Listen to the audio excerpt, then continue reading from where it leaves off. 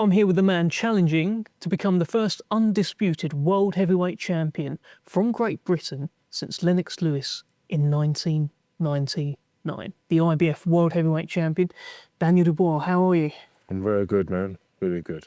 And how does that sound, just saying that? Because that's what's coming up for you. You're fighting Usyk, you get in your rematch, and you can become the first undisputed world heavyweight champion from the UK since Lennox Oh, Lewis. sounds great. Sounds amazing.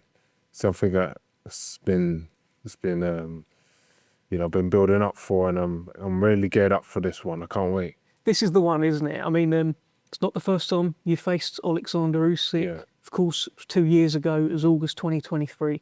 How do you reflect on that first fight with Usyk? A lot of lessons learned, and just growth and learning, and from the body shot and all of that, talking about the fight and what happened in the fight and around the fight. It was just something that made me stronger, I think, and made me have to dig deeper. So here I am. I can't wait to get my revenge on him and silence all the doubters and get all the belts. How many times have you watched back that fifth round? Because you've just said it there, that body shot. Yeah. Okay, and there's going to be loads of people saying it was a body shot. A lot of people saying that it was low. The referee deemed it low. But how many times have you watched back that punch? I've watched it enough times to know that it was a body shot. You never saw him grab really in his balls, but no, it was a body shot. And I'm not gonna go. It is what it is. I've learned from that now, and I'm gonna make sure next time that I'm gonna do it properly. Well, Don Charles said at the time he felt that Usyk faked it in that round. What do you think? Do you go with that? That he faked it? He pretended he was more hurt? Yeah, he was really hurt. I think the referee and the hostile environment, and just the location and the timing of it, he might play into his hands a bit. But I can't wait to get back in the ring with him and just do the talking with my fists and get justice for that. It was almost like it was two fights that night. And the first fight you won, and the second fight, what happened. Do you look at it like that? Yeah, a little bit. A little bit. Yeah, definitely. But it also made me stronger. I can't lie. It's just made me have to dig deeper, and from the last few fights that I've had have really prepped me up for, going into him, getting my revenge on him again. One thing that I noticed that night, and maybe you can correct me if I'm wrong, but when you did have hard moments, I don't think your dad was in earshot. I don't think you could hear your dad, or you could see your dad. Am I right? You couldn't see. No. But against the Miller, Hercules, Joshua, he's there. He's right? always there. Yeah. Now that he's there, we're a stronger team, and he's fighting with me now. So he'll be fighting two people in there. Am I right to say, so therefore, in both of your losses in your career, where it's got very hard, Joe Joyce, Alexander Usyk, you've looked around and your dad hasn't been there, but in all of your wins, he's been there. Yeah, for sure. The really big wins that mattered, yeah. He's been there, and that's part of it. That's part of the battle. From hearing his voice from a young kid to now, it's all part of the journey. It's like a secret weapon. Mm-hmm.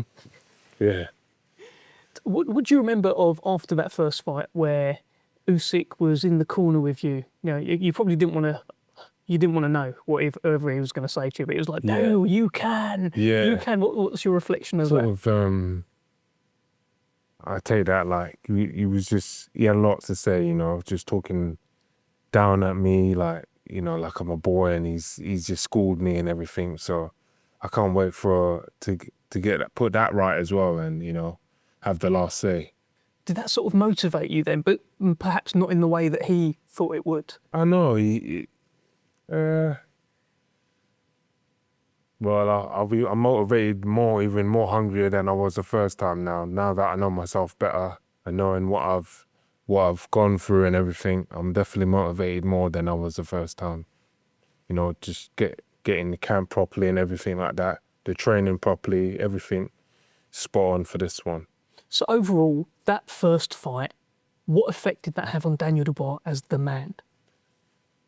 It just, the first fight was like, we were so close, and, it just, it hurt for a while, but it made me stronger, and it definitely did that. Bruce, you know, showed me, you know, that I can dig deep, and I knew I had it in me. It just things happen behind the scenes, but now that we've got a second chance, we're gonna do it properly. What means more then? This vengeance, this setting the record straight, or becoming the undisputed world heavyweight champion? Which one? Both of them.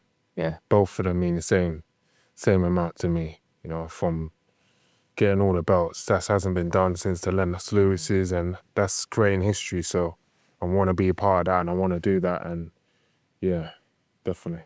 Wembley Stadium, mate. Yeah. Wembley Stadium again. That's where you could be doing it this time. You ain't going to Poland. There isn't going to be 40,000 Ukrainians all wanting you to lose. You're going to be in Britain at Wembley Stadium. Yes, I love to hear it. Definitely. Listen, you're going to look around, all right, and you're going to be like, I know this place. Yeah. And listen, you're familiar. Usyk doesn't know Wembley Stadium. He's not boxed there before. Innit? It's your home. Innit? Yeah, that's right. That's right. Tell me about your weight, because in your first Usyk fight, it was low. You was like 230 something. Why? Why did you do that? It's dropped a lot. You know, it's just I think from the training, the food that I was eating out in Spain was just, you know, that I was really a bit drained maybe. I don't know, but against Joshua, you were like 248. Yeah, I was fully loaded against AJ. I was pumped up and ready to go. Yeah, but it's a learning curve. I'm glad we've been able to come, you know, go down and then rise back up again, you know, out of the darkness and into the light again. And so, yeah, I'm gonna be on the right way, not too much, not too little, and just ready to fire on all cylinders. More time with Don Charles. I think you had 14 weeks before the first one. Now you've had 2 years with him. No, yeah. You've seen what we've done in that time.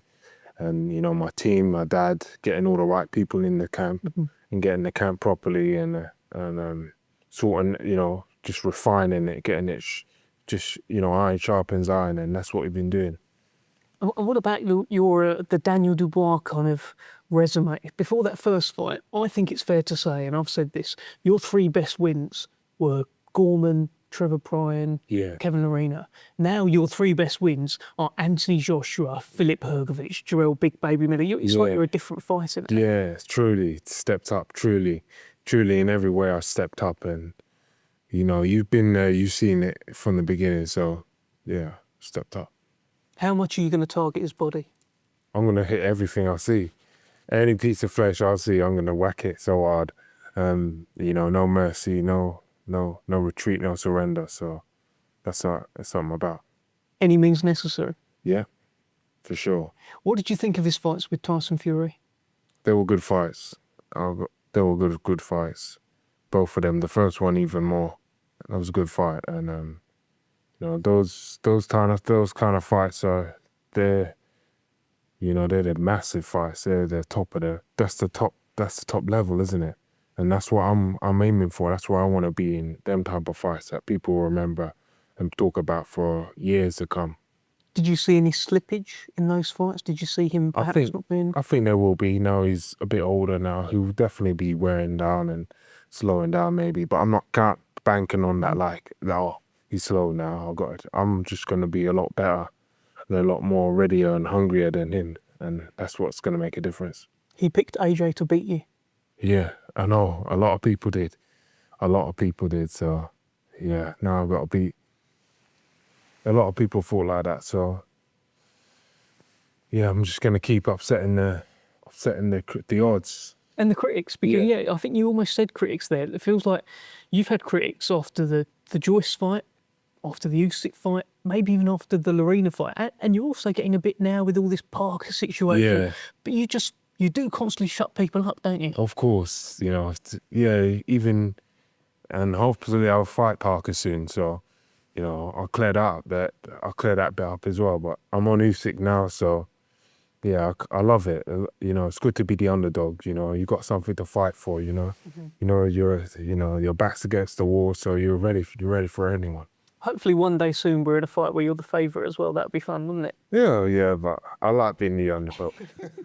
I like it. A final thing, are you going to spar Moses Italma for this fight? Because he's a brilliant southpaw, heavyweight. It feels like he'd be good sparring, but I also know he's He's probably wants to fight you at some point. I know. So what are you going to do? It's a touchy subject, but I'm sure my team and Don and that will sort that out. Whoever they think that is the right recipe for me to get ready and sharpen me up, then we got to bring him in.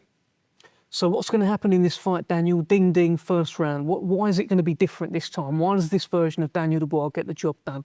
Well, just destruction, pure seek and destroy, and I'm just going to go in there and show you guys what what I really can do. I'm on the top of my game. I'm in my prime now, so I'm going to be firing bombs away.